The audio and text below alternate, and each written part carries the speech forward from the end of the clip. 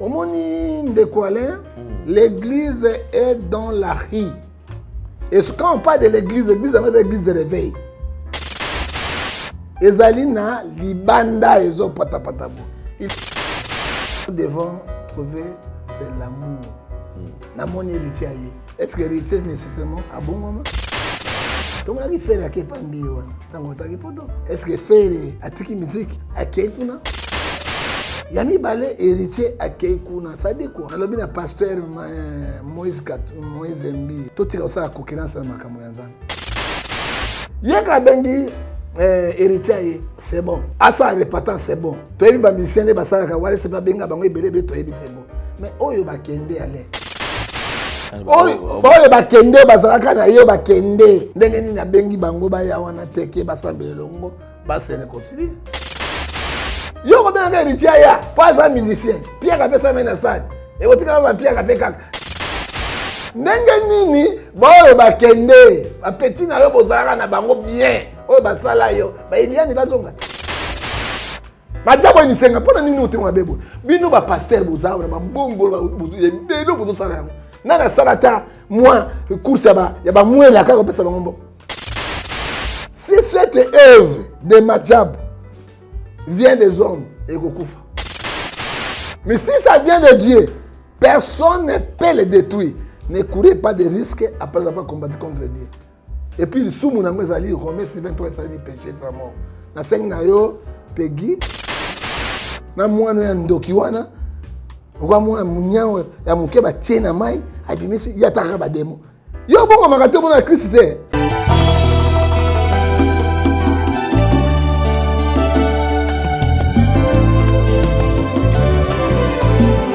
Éternel, je lève à toi mon âme. Mon Dieu, en toi je me confie. Que je ne sois pas couvert de honte. Que mes ennemis ne se réjouissent pas à mon sujet. Alléluia. Zambena Brahma Isaka na Yakobo Olongisaki Daniele Nalibula Bakosi.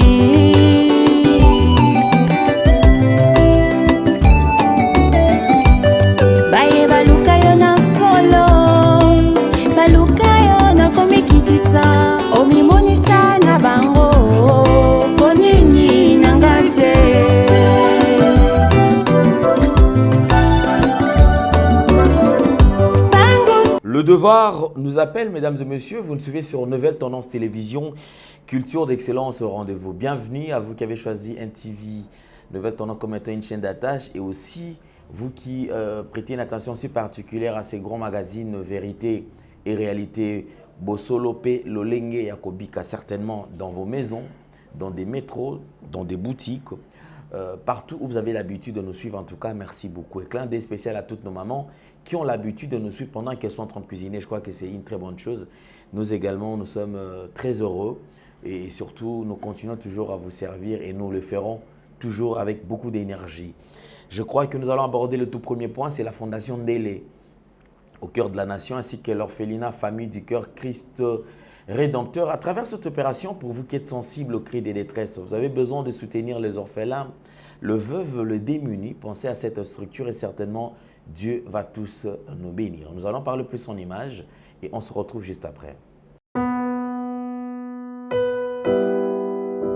Bien-aimés dans le Seigneur, shalom. À vous qui ont un grand cœur, bino bao mitema nzamba pesa bino mitema malamu, mitema kusunga.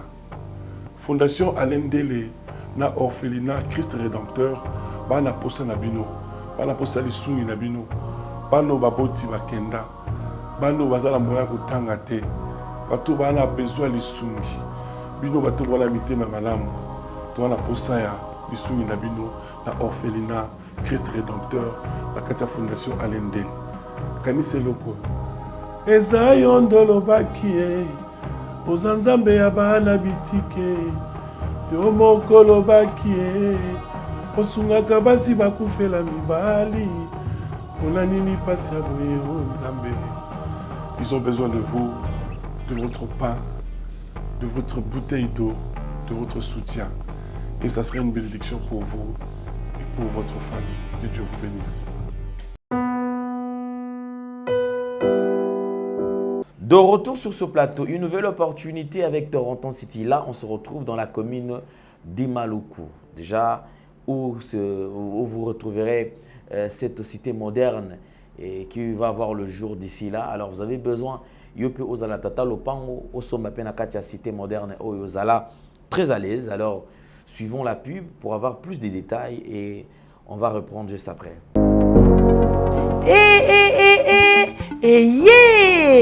Nini lisusu Toronto City VIP de Maluku lisusu Banaki Bana Braza pe partout na mokili mobimba. Toronto City VIP de Maluku na 5 minutes ya Grand Fleuve Congo.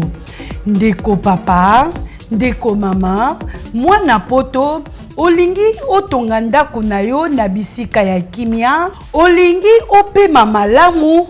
Toronto City VIP de Maluku ye wana po na bino ezali kote kamabele à 20 mètres sur 20 na telo moke ya pamba wana poto ba diaspora nyonso olingi investir na mboka na yo.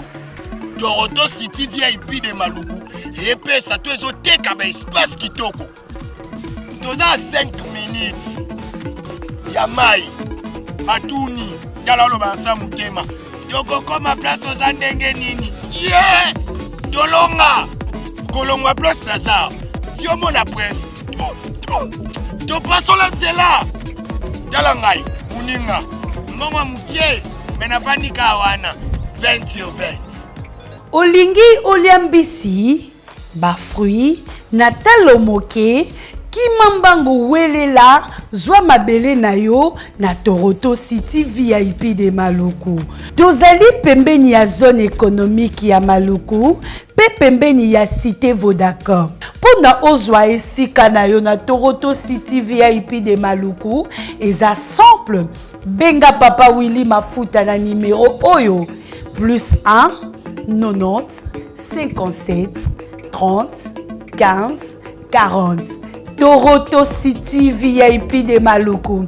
Esika esengeli pona moto nyonso apema na kimia Bana poto, venez voir Toronto City VIP de Maluku et vous allez être voisin de tout ça. Vous allez vivre tout ça. C'est formidable, c'est tout simplement formidable. Wow. Comme vous le savez, nous vous transmettons les salutations de la part de toute la grande équipe. Il y a Gédéon Loïc qui a la prise de vue. Il y a la réalisation qui est signée en Dieu. Il y a Jonan Zouzi, Jordan Panzou également, ça arrive qui est là, donc qui nous assiste aussi. Je crois, comme je vous ai toujours dit, et nous allons dire au revoir à l'année 2023 dans quelques mois. Et d'ici là, on dirait également bienvenue à l'année 2024. En 2024, déjà, nous avons un événement qu'il faut retenir, un événement qu'il faut vraiment enregistré. C'est pour le mois de juillet, le 27 juillet au stade de Martyrs. Pasteur Mike Alamba, chantre de l'Éternel, va livrer un très grand concert dénommé Explo Célébration. Alors, nous vous prions d'être vraiment attentifs et surtout de vous préparer. Vous êtes à Brazzaville, vous êtes au Congo central, vous êtes dans le Grand Bandundu, vous êtes à l'Équateur, vous êtes dans le Kasaï, vous êtes dans le Katanga, vous êtes au Maniema, en tout cas, sentez-vous à l'aise. Pourquoi pas Nord Kivu, Sud Kivu. Vraiment, nous sommes tous là et on verra ces grands rendez-vous qui n'est pas à rater. En tout cas, merci beaucoup. Je pense que pendant que je suis en train de parler, vous avez vu l'affiche de ces grands concerts. Donc, on se retrouve déjà tous l'année prochaine. Un seul rendez-vous. Bana Nzambe Nyonsotu. Tozala Ebele, na stade de Martyrs. Et Toronto Nzambe et Longo, on a pasteur Mike Alamba. Certainement, il y aura beaucoup de surprises. Maramboise Ebele parce que et loko Madjabou est organisé chez Kezalaraté. Il y a tellement la classe, il y a tellement le professionnalisme et Dieu lui-même. C'est la pierre angulaire, c'est lui qui est au centre de tout. Nous recevons pour vous un homme de Dieu.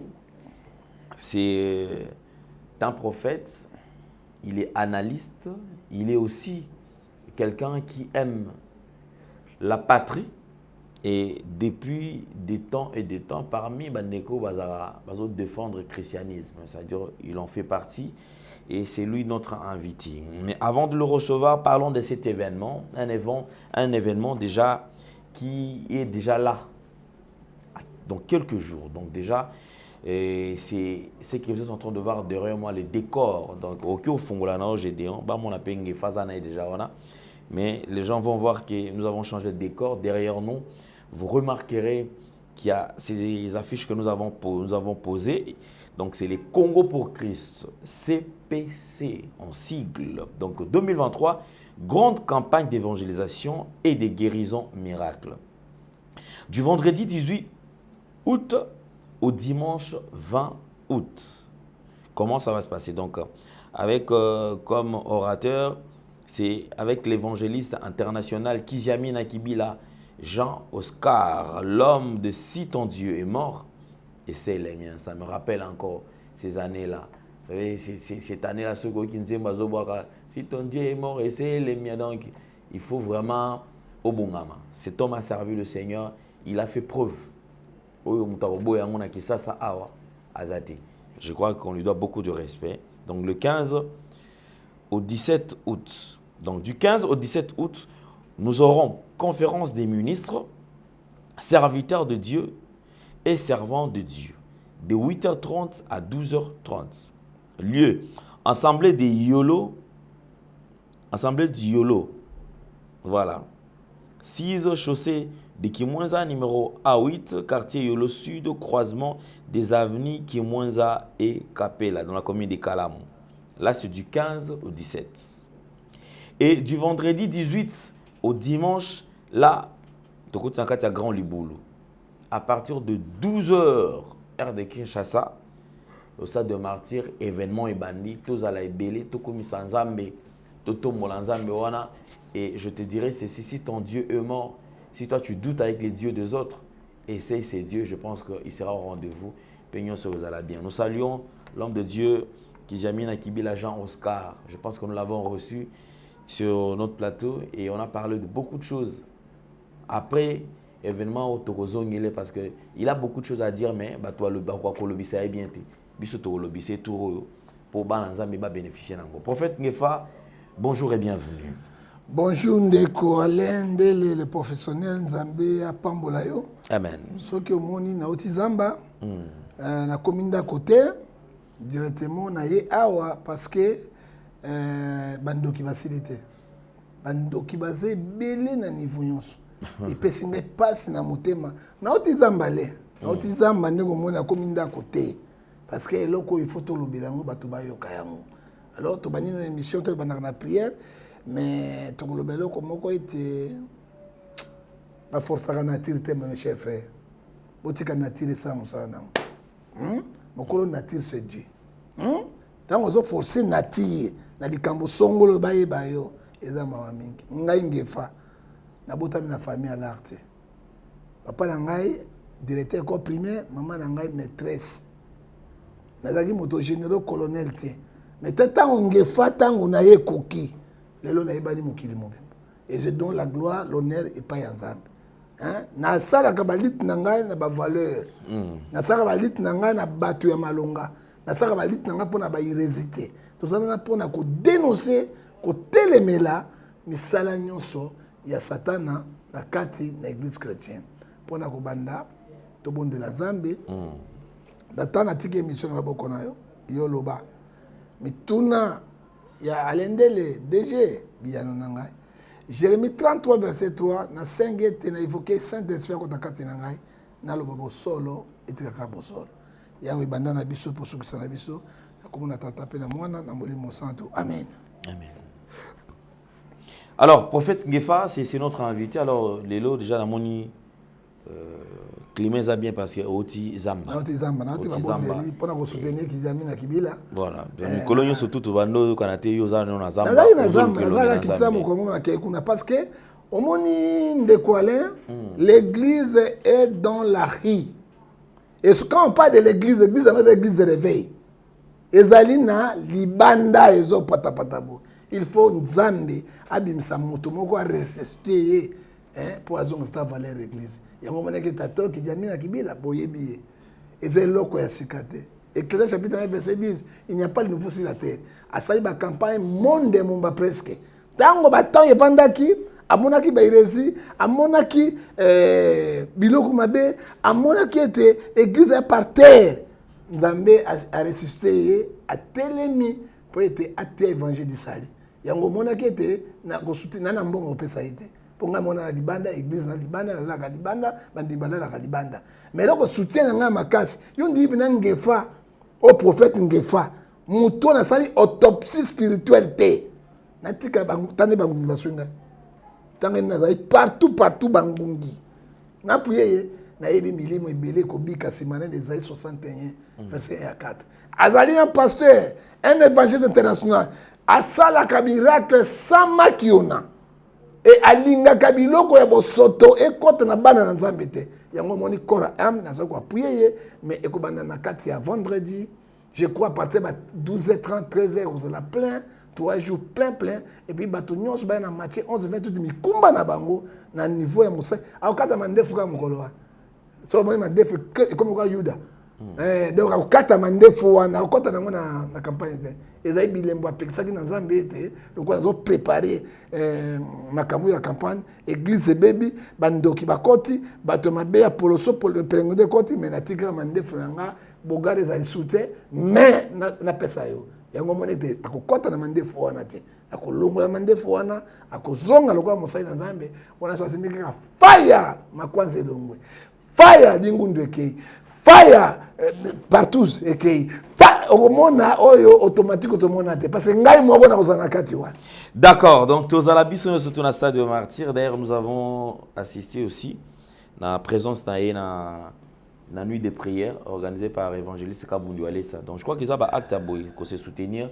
Ils allaient malam. Alors on espère aussi que évangéliste Kabundu Alessa kotinda pe bandimi. Te ye mo faza kotinda bandimi te. Bandimi bakoya na mot d'ordre. Ye moko pa ya parce que Kidiami na Kibila a l'acte signé bolingo. Yesu atikeli biso mo beko moko. Quand tu lis la Bible, de Genèse, Apocalypse, ça parle de l'amour. Jean 12 43. Je vous laisse le nouveau commandement. Aimez-vous les uns les autres. Ce qui amour les athées. Tomi linganité. Tokomona ba pasteur à solo. O bakuya wana. O na ba ibinza parce que toujours prier wérate, JBT, toujours prier ni l'honneur du Seigneur. Mais tant mbele pesami. Aux invitations ce qui te moni wana nzambe azoloku. Ce qui peut te moni ote amo c'est 3 heures vie bazali ba tamba ba candidat ba kabwa. D'accord, merci beaucoup. Je crois qu'on va toucher sur quelques points d'actualité parce que ça biloko tozali ko landa to sala pe effort ya ko meka ko lobela yango. Il y a une vidéo, la photo d'ailleurs, vidéo qui circulé dimanche passé, présence il y a artiste et musicien Héritier Watanabe dans l'église cité Bethel. Vidéo, je crois que Isa moment pendant que je suis en train de parler, je crois que Baoki Kotier la biso yango tozo landa yango. Alors on va suivre avec les sons, un petit moment de son, juste Tolanda et on se retrouve juste après. J'ai quelques invités avec moi aujourd'hui. J'aimerais juste dire qu'il est là et je suis très heureux d'être avec lui. J'ai demandé qu'il reste juste à mes côtés parce que je l'aime beaucoup. Il est notre frère, il est musicien. I love him. Le bien-aimé, je vais l'appeler comme ça. Héritier Watanabe qui est là. Héritier Watanabe is among us. Très chers frères et sœurs, bien-aimés dans les seigneurs, bonjour. Je suis peut-être chanteur, mais j'ai pas l'habitude de parler devant l'assemblée comme ça. J'ai du mal à très bien parler, mais je ferai quand même un effort. Moi qui vous parle, je suis conscient que le membre de l'église Corps du Christ accepte difficilement les musiciens que nous sommes. Parce que on fait la musique dite mondaine. Mais rassurez-vous, votre frère qui est devant vous a reçu Jésus-Christ comme Seigneur et Sauveur. J'étais à Mongomène, comme on l'appelle, pour des concerts. J'étais invité par la présidence là-bas. C'était l'anniversaire du fils du président. Mais on était parti pour 2 jours. Et quand on est arrivé là-bas après les concerts, le fils du président a retenu mon groupe pour faire un ou des concerts. Mon groupe devait faire la route, quitter Montgomen et se rendre à Bata. Les gens de l'organisation m'ont dit que c'était 40 minutes, mais c'est après que j'ai su que c'était 2 heures ou 3 heures de route. Si j'aurais su que c'était plusieurs heures, j'allais refuser, parce que je ne pouvais pas accepter de prendre ces risques-là pour Nabanabatu. J'ai pris les jets. En atterrissant à Kinshasa, je vois une note vocale de Paris. Il y a un frère qui me parlait. Mais en l'écoutant, j'ai compris comme s'il me préparait à accepter la mort des musiciens que j'avais laissés en Guinée équatoriale. J'ai réécoute la note vocale. On m'a dit qu'il y avait 2 convois, donc 11 membres et 11 membres. Une de convoi a eu un accident. Je vois les vidéos déjà sur Internet. Moi, en voyant les vidéos que j'avais, j'avais au moins 6 membres de mon groupe qui étaient vraiment très touchés, très graves. Il y avait même 2 qui étaient au coma. Et je me disais, 11 morts sur ma conscience, c'est impossible. Je ne digérerai pas ça. C'est impossible d'accepter ça. Je dois forcément arrêter avec la musique. J'ai pleuré, je me suis enfermé dans ma chambre. J'ai pleuré, je disais à Dieu, pourquoi vous avez permis ça? Pourquoi vous avez permis que cela m'arrive? À mon âge, avoir 11 personnes, 11 morts, mes travailleurs, les gens que moi j'ai ramenés en voyage, qu'est-ce que je dirais à leur famille? Et je comprends maintenant que moi j'avais vu, comme le pasteur a dit, la profondeur du puits, mais j'avais pas vu la puissance des dieux. Mais en ce moment où je vous parle, même ceux-là qui étaient dans le coma, ils sont bien. Je suis venu avec 5 de mes musiciens, 5 de mes blessés, et encore... Quand le pasteur prêchait, j'ai retenu quelque chose quand il disait, même la femme instable de la Samarie avait quelque chose à donner. Et peut-être les dieux, maîtres de la vie, peut-être il avait compris que mes 11 musiciens accidentés, ils avaient encore quelque chose à donner. Je ne pouvais pas faire passer ça comme ça. J'avais demandé à mes musiciens qu'on vienne ici, donner notre action de grâce, et que l'Église prie pour nous. Parce que moi, je crois au Seigneur Jésus-Christ, qui est le pasteur Moïse Mbi prêche. Je sais que... Merci beaucoup. Thank you for that. Éternel, merci pour ta main, pour ta faveur sur l'Église.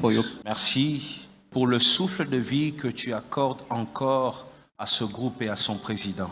Ils sont venus avec leur action de grâce. Humblement, ils sont à genoux, pas devant un homme, mais devant toi, Dieu. Ils reconnaissent que tu es Seigneur. Quand c'est dur, ils reviennent à toi. Quand c'est inconsolable, ils reviennent à toi. Quand c'est insupportable, ils reviennent à toi. Tu es l'abri de ceux qui sont exposés. Celui qui demeure à l'ombre du Tout-Puissant. Dieu de grâce, viens couvrir. Viens couvrir par ta grâce là où la mort était programmée, parce que l'Église s'est levée, l'Église a prié, que cette mort s'éloigne au nom de Jésus, que la maladie s'éloigne au nom de Jésus, que la perte s'éloigne au nom de Jésus. Laisse, Père éternel, que cette prédication qu'ils ont reçue aujourd'hui soit une sémence qui va croître dans leur cœur. Dieu de grâce, rapproche-toi d'eux, enseigne tes voies, qu'ils t'aiment encore, qu'ils te servent, qu'ils marchent pour toi et qu'ils vivent aussi pour toi. Dieu de grâce, maintenant même, que toute puissance qui s'est élevée contre eux, en ce moment, toutes ces puissances tombent. Que ta grâce, ton amour, ta victoire, ton sang qui a coulé à Golgotha coule sur eux tous. Que la paix qui avait quitté leur cœur revienne maintenant. Que mon Dieu soit votre Dieu. Que mon Dieu vous sécurise et que mon Dieu vous ouvre les portes de sa bonté. Que mon Dieu pardonne vos erreurs. Que mon Dieu pardonne vos faiblesses. Et que mon Dieu vous bénisse. Soyez bénis. Au nom de Jésus. Amen. Amen. C'est son action de grâce qu'il dépose à l'Église. Nous le recevons avec joie. Dis-lui, sois béni. Dis-lui, sois béni. Stay blessed. Au nom de Jésus. Bless you in Jesus' name. Moi, j'ai un cadeau pour lui.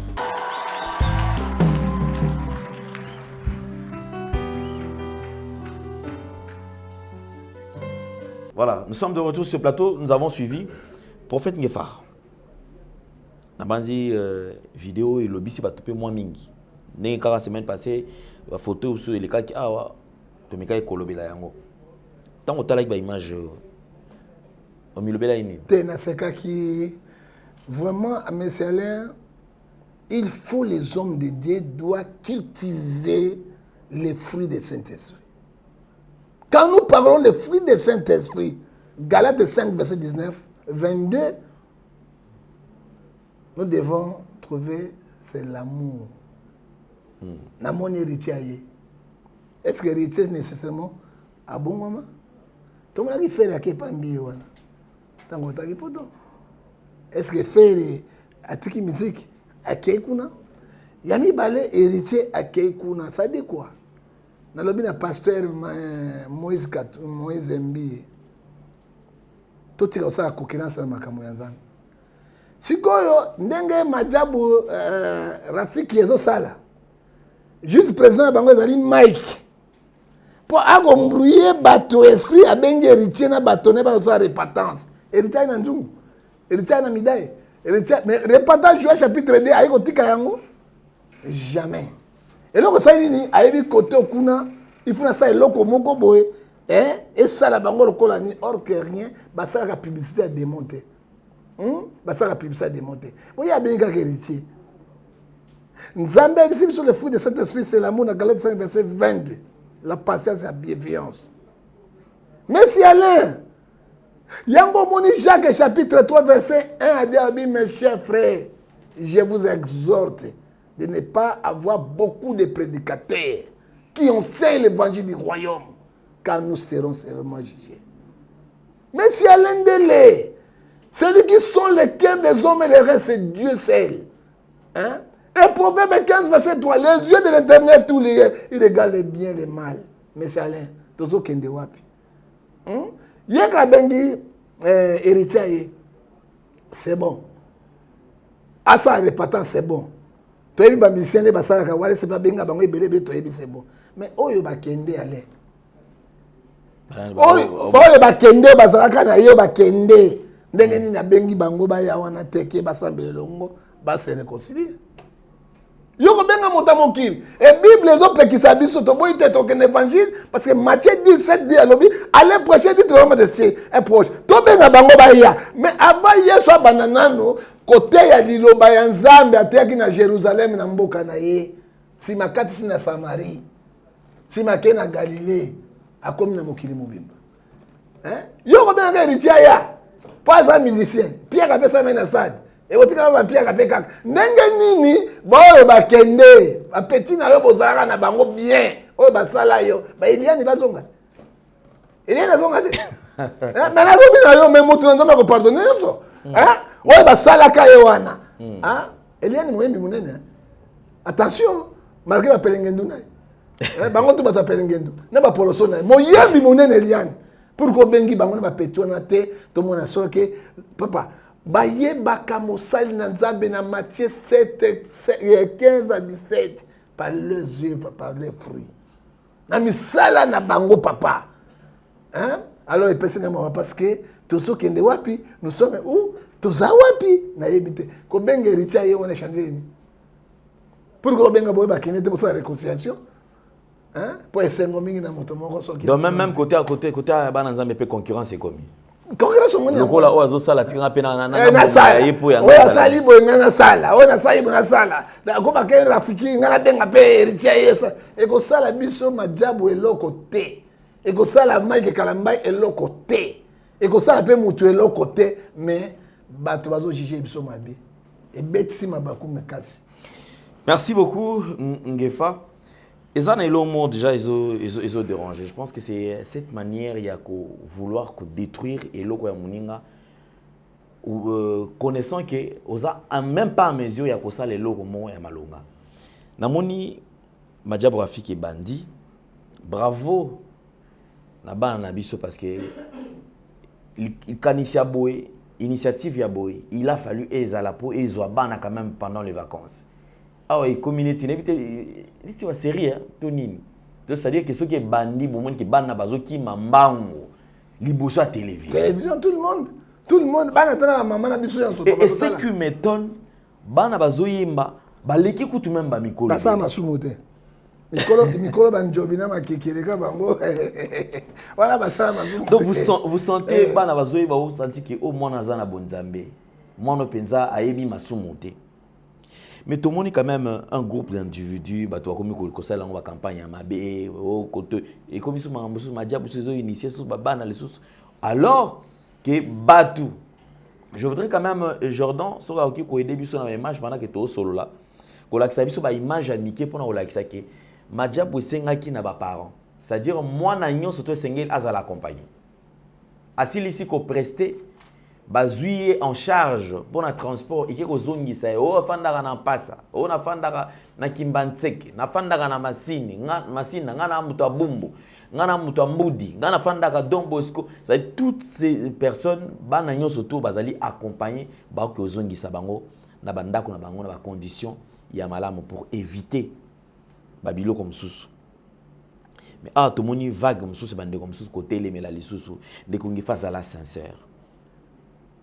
Na compétition de batu banana bazo koyemba bongo eloko ni na mabe yo moni ndeko Alain oyebi na lo chapeau muke na bon salinette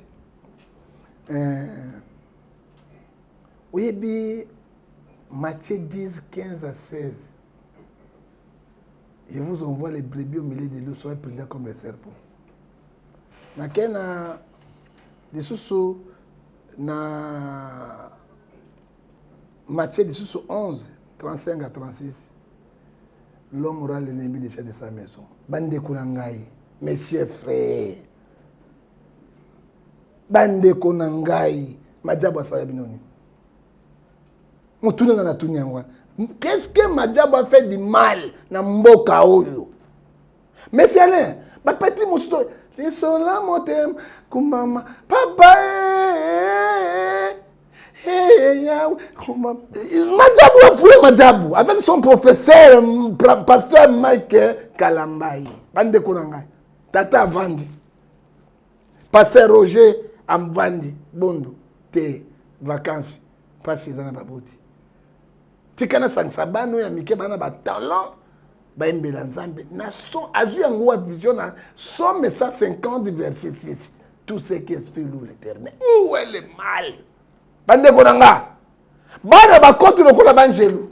Bana bazo yemba koleka majabu ya mikolo ba kutu na eloko te bana wana musique bazo yemba lokola banje na lola. Et puis pasteur Roy na mama mama dada balobi nini moto na boto para na parent baya na bana na bango. Papa, bati ma bis na disposition na bango. Mabeza wapi walingi ko initier majabo inisenga ai nisenga ngefa pa ko inisenga bana na nisenga ngefa na ko sepra nisenga bon imiter mabe ko bandoki boy ba Judas d'Iscariote 1 Jean chapitre 3 verset 12 ne ressemble pas au cœur de Caïn. Exode 20 a dit si biso clairement verset 7 ne portez pas de faux témoins avec ton prochain. Ezali mawaming moto moi na wana ndoke silate so moi elongwa mpuku lokola soko moni ka soloba ba mission sa mokili bana ba chrétien basalaka bandoki bakena na monde ya evoka na bango na mona ki bango ya mona satan Lucifer Satan c'est un esprit il opère avec esprit on a moni vis-à-vis ya mona iwanza na mona naka le mensonge. Et puis, yo journaliste, pegi ça. Quand tu touches Mazabu, tu touches nga. Si tu touches Mazabu, tu vas toucher Mazabu, tu as une guerre na ngefa, na yebele ko na zoloba. Quand le boko est sala comme soko e baté, mais je sais, tata ona makamba salaka. Aucun pasteur na mboko ya salaka yango. Quand yo toucher Mazabu, gintasa okutana na nga, gi nani oyo nani gite ikoko okutana na nga. Nako démontrer yo majabo inisenga pona nini otemwa bebo bino ba pasteur bozawa ba mbongo ba belo bozo sala yango nana salata moi course ya ba mwela ka ko pesa ngombo nana salata course ba mwela azade parce que bwana mourte mais tata du mbongo na ye asunga bana asala quelque chose ce qui vacances et si nango bana bazonga ba classe où est le mal bozo terminer ako initier ba mama bana wana ba mama na ba bazali po ba mama na bango baza wana ba papa na bango baza ko initier bango ndenge monsieur oyebi Actes des Apôtres 5 37 à 39. Si cette œuvre de Madjab vient des hommes, et Gokufa. Mais si ça vient de Dieu, personne ne peut le détruire. Ne courez pas de risques après avoir combattu contre Dieu. Et puis, le soumou n'a pas allé, Romains 23, ça dit péché, c'est mort. Na 5 na yo, Peggy, na mwana ya ndokiwana, Oka mwana munyao ya mukeba tchena mai, abimisi yataka ba demo. Yo bongo makate mona Christe. Yo mona Yesu te ka ba demo na sangi na lisipe. Yo non na moi age bani ko ya na lisipe, boza na demo. Yo Yesu akiko bongo la yote. Pour passer la publicité, tu fais la publicité du diable ou de la publicité de Dieu. Hein? Et puis yo mwana o akubonga matin. Hein? Et hier soka lo bibo ndeli kama ya munene. Messieurs, hein? Petit garçon, petit fils, na ko biso boye. Bible ebisi biso na Ecclésiaste chapitre 1 verset 10 eloko ya sikizate. Yo mwa mpuku ya muke okokoka kokombata Madjabu te. Ngai ba pesa ngai mbongo. Na ba pasteur mosuna ko yebisa ngo ebele. Na tele Madjabu na contredire ye na démoraliser donc na ko esela kwa. Esimba te. Ngai nzamba ko banga bikeba okufa yo. Keba na mutu wana. Hein? Keba na mutu wana ne touchez pas. Oh ya sala kabino boko sala yango te. Na zonga na senga bolimbisi. Hein? Na mone loko mo Madjabu sala mabe na mboko te. Azo créer bana. Le lo bande ko na biso bana wana ko ne poto papa. Bana na mboko ko ne poto. Oui, c'est juste un poto za combien? Poto yo kana na ba tonga banque na compte bancaire na ozana combien? Pas 5 000 et 10 000 ko pour que ne poto. Pas besoin de visa. Mais pas comment que na mboko wana. Na compte ya nani? Alors eloko ndingo na to appuyer yango. Et eloko ya makase Madjabu ni eloko tout ya sale ko ya te. Eloko nzambe eloko ya shwa kana likambote.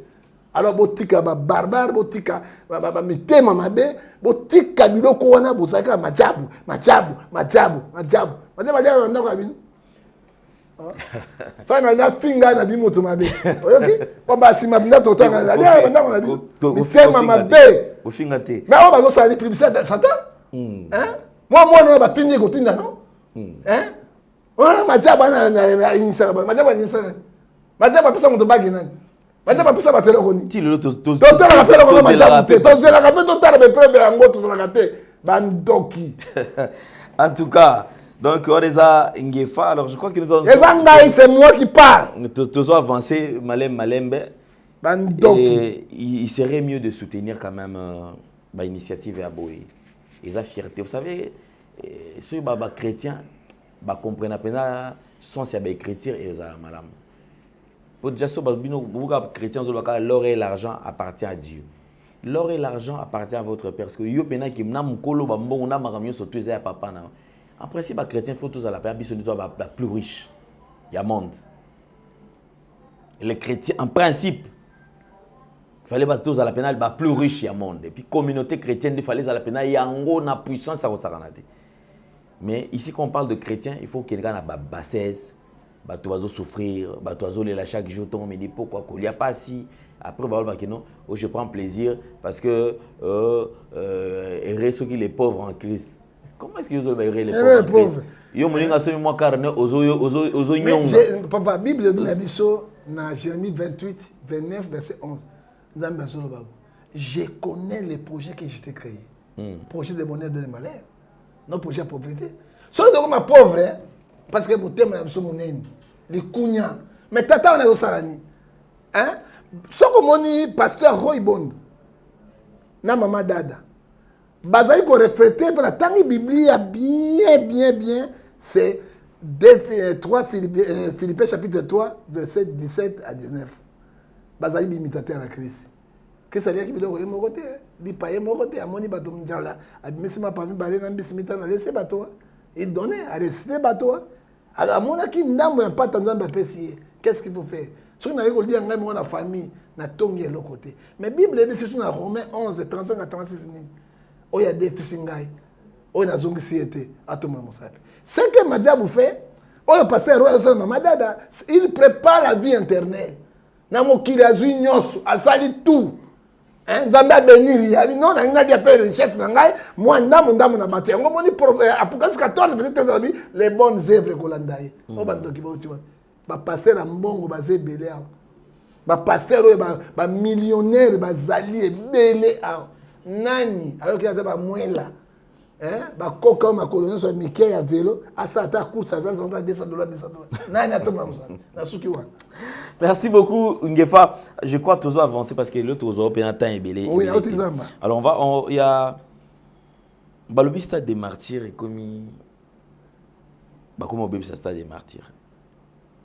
Il y a un gros batumso Balobi que non ceux qui les longs de connaissent soit quoi ça li na concert dans stade des martyrs bato à quotité et ça parce que vraiment bah bébé c'est pas ça qui est occasion de travailler stade té. Tant que mon a même amené au stade des martyrs. Non mais ça na lobali kamwa waze kwa wati. Na ipene kama kabunda lesa. Dans le bagage nabato, Amos 3:7, Dieu ne fait rien sans toutefois révéler sa serviteur. La comparaison n'est pas raison. Frère, 5 critères pour monter de la vie. 1, il faut de l'amour. 2, il faut de la déterminer. 3, courage. 4, la foi. Et 5, la persévérance. 5, pour de la vie. Mais tu vois les critères où on était? Il y a ça là qui va na kozonga bo, il y a ça là qui va na kozonga bo. Il pas ça qui persévère. Bon, persévérance, moi ça na courage na. Azana ni bale mais toi ça yite. Na lobaki na waze kwa boye. Et cause là difficile. Waze quand ça ta 5000 bateaux de 10 000. Pourquoi difficile? Bateau oyebi na tango yon so monsieur Alain. Ndamba misaka ba leader la période de Moro Boye, où on a la musique à Mokini, la musique à Makamanzami. Les lots, ils allaient faire une falie. Oh, lingo, lingatel, ils ont fait une falie. Ngongana bango et koki. Na koko na bango kofi olomide. Si quoi na musique, on va beta papa, na bagi na ndeko waze quoi. Musique wa shingu shangu on a shing shong, shiki pe, chinke, bang bang. Et nous sommes tous mokolo papa. Toko mbelo mokolo, toko bini la ngondenge ni. Nalobaki yango wa papa to bini yango pema pena oyo il fallait changer na rumba ndenge salemaki et salemaki na courage à Félix de quoi nous le courageons mbalasima aluka kobongisa atika biloko na ya ba karaté na ba shingo wana parce que bato mingi ba ya pipini pe mebele ta ba di shingo kongo au moins ka mutako ile ozuli kam yango mona ki stade mati bato ba yakite abongisa mbalasima et puis nalobaki na yo à part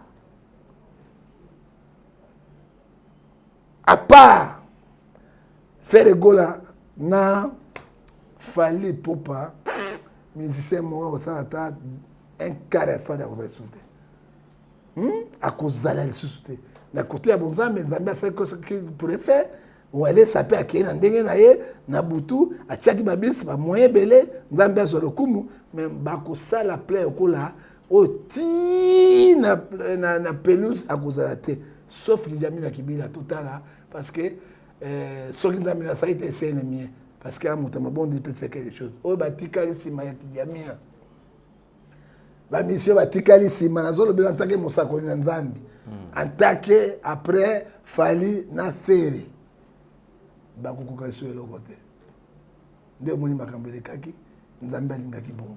D'accord, merci beaucoup Ngefa. Alors je crois que c'est Ngwezaki a partager moment nayo lokola oza ko lemba moyen ko zo pena time et belezate. Merci beaucoup. Donc on a prochainement pour la suite et puis alors message à Souka na tout baser occasion ya ko landa yo et concert ezali na stade de Martyrs na 2024 le 27 juillet na 2024 pasteur Mike Alambai au stade de Martyrs réaction na yo. Mais oui pasteur Mike quand même c'est un professeur de musique congolaise chrétienne. Bon tout vous benga bango babimina motado corriger bango texte Mike Alambai. Ce n'est que normal, ça défie mon corps à corriger. Bon, il y a ce baleki. Et là, le banc est passé à 1000 danseurs. 1000 à Otia Bangwa. Il y a des cols mignons. Mais les Chinois, c'est pas quoi. Dans la même on a bango. Ah, Nzambe, Mike, et quand c'est le spectacle comme ça, depuis il y a mis balé. Sponsor Naïnan, Yamounen, Jésus. Il y a mis balé nan. Madzabu et loko nyonso madzabu ya sala kaishwa kate parce que na Zambia solo a boy ba 2023 ba botio la na mai na pela noé aiko luka 2024. Et chiffre à qui 2024. Et Kolaksanini, 2 plus 4, 6. 6 jours de travail, c'était mes amis à Pimi. A dit ce chiffre 4 dans Souka, ils ont l'accent. 4 évangiles. Matthieu, Marc, Luc et Jean. À clôturer un mot. Jésus-Christ prie d'anglais. Et qu'on a la somme. Donc, et qu'on a la somme. Parce que vous avez Orkonk, vous avez Djarkata, vous avez Donozi, vous avez partout, Mbandaka, vous avez boîte, et qu'on a la terre parce que le spectacle est bon pour mon athée. Hein? Et mon athée, puis du colon, il faut hélicoptère, les appareils, ça bateau, on étouffement. Et nous avons ça parce que Awana Congo, vraiment un grand professeur, où il y a une musique congolaise, où il y a chrétienne, où il y a des pasteur Mike Kalamba Zati. Donc, il y a un ensemble de choses. Il y a une Bible dans Romains 8, 31. C'est Dieu pour Mike Kalamba qui se rencontre. Merci beaucoup. Jusqu'alors, Bamboula Niko ya Robeta, Alain passe na motema na ebite, Nzambe Simba kata mutu moko. Toto granda ko Nzambe, Nzambe akopambola bino. Nasuka na peso ba verset biblique, je termine par là papa. Merci beaucoup prophète Ngefa. Alors tokutani prochainement. Merci na bino to bozi occasion ya Rolanda Biso. J'espère que Sozana no abonné, au s'abonner et puis au ko partager vidéo pour permettre d'atteindre quand même un grand nombre et abatou Rolanda Biso. Merci beaucoup ce qu'on raté Biso la Nabiso la nouvelle tendance FM la radio la Nabiso la nouvelle tendance web. Alors on se retrouve prochainement. Au revoir. Bye bye. Bye bye. Shalom, shalom à tous. Je voulais simplement partager un message avec vous. Ce soir, je vous salue tous au nom de Jésus, bien-aimés. Je voulais simplement vous informer que toi qui es là, tu es en train de chercher le mariage. Tu es là en train de chercher les enfants. Tu es là en train de chercher le voyage. Tu es là en train de chercher la guérison. Tu es là en train de chercher une stabilité de maison. Laisse-moi te dire que notre Dieu, l'Éternel des armées, a un marché. Le marché de l'Éternel est gratuit. Le marché de l'Éternel est ouvert H24. Bien-aimé, Nzambazana Wenze. Nzambe eza gratuit. Eza kofungama H24. Oh, nyosolingi dans le marché de l'Éternel, tu vas obtenir, bien-aimé. Si tu veux un mari, Dieu est capable de te donner un mari comme tu le veux, qui soit mince, gros, musclé, comme tu veux. Dieu est capable. Pour la situation qui te dérange, notre Dieu a un marché. Dans le marché de l'Éternel, il y a plusieurs rangées. Maintenant, va choisir. Parce que tu fais partir du royaume. Tu es un enfant de Dieu. Monte en dimension de la prière. Nous sommes à 4 heures du matin. Apprenez à vous réveiller le matin pour prier. Apprenez à vous réveiller le matin pour commencer à prier. Quand tu dis Seigneur, moi je veux ça, le Seigneur va te donner. Nous sommes des enfants du roi de roi. Personne ne peut marcher sur toi. Tu es la lumière du monde. Tu es le sel de la terre. Mais on comprend, il y a un secret dans la prière. Tous les gens capable de façonner, il y a qu'à changer, il y a qu'à restaurer. Notre Dieu, 3 fois ça, il est tellement puissant que nous ne réalisons pas la grandeur. Il a un marché. Tu as une maladie incurable, rentre dans le marché de l'Éternel, tu vas trouver ta guérison. Kotana wenzanzam de guérison ezali. Kotana wenzanzam okomona libaya mobala malonga zape na makambu. Kotana wenzanzam, tu vas trouver un joli garçon qui a tout. Kotana wenzanzam, tu vas trouver une grande dame, une femme qui a tout. Azape na makambu na beauté na ye. Alléluia. Nzamba ana bane. Ha ha ha. Bien-aimé, avec Dieu il y a tout. Dieu c'est la paix. Dieu c'est la sincérité. Tu es serein. Tu es en train de marcher la tête haute. Tu ne peux pas badiner. Tu ne peux pas trébucher. Alléluia. Quand les gens te regardent, tu portes le fruit du Saint-Esprit. Quand les gens te regardent, les gens doivent dire Wane Nzambe, oui, Nzamba Zana Bana. Je m'adresse à toi qui me regarde. Je ne connais pas ta situation là où tu te trouves, mais Dieu connaît ta situation. Ce que je peux te dire, monte dans la prière, monte dans la prière, monte dans la prière. Connais-tu le Dieu de 4 heures du matin? Le Dieu qui appelle à l'existence de choses qui n'existent pas. Comment toi tu es chrétien, tu ne dors de minuit à 6 heures? de 20h à 8h. Non. Réveille-toi la nuit, commence à prier. C'est pas bouton na pour notre solution à ton bien aimé. C'est ça la vérité. Dans les situations qui te dérangent, au lieu d'aller papoter, de parler, de discuter, personne ne peut te donner la solution. Il n'y a que le Fils de l'homme. Bien-aimé, rentre en profondeur. Kotamozindo. Alléluia. J'aime Jésus. Alléluia. Samba na bana. Tout ce que tu veux, il y a tout dans le marché de l'Éternel. Et pas